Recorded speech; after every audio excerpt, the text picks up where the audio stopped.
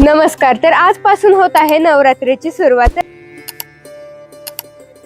तर आजचा पहिला रंग आहे तो म्हणजे पांढरा रंग.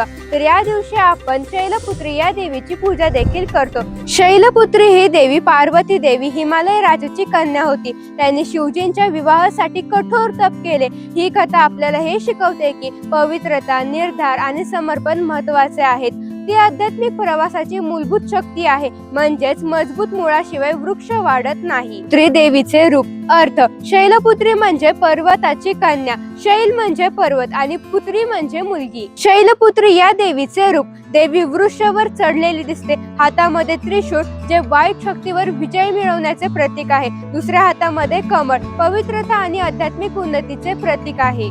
पांढऱ्या रंगाचा प्रतिकात्मक अर्थ: शांतता व शुद्धता. पांढरा रंग मन, विचार आणि वातावरण शुद्ध, प्रसन्न व शांत ठेवतो. साधेपणा व नम्रता. पर्वतासारखी स्थिर व संयमी वृत्ती देतो. पांढऱ्या रंगाने मनातील नकारात्मकता नष्ट होते व सकारात्मकतेची सुरुवात होते. शैलपुत्री म्हणजे स्थैर्य, संयम व शुद्धता. त्या गुणांचे प्रतीक म्हणजे हा पांढरा रंग.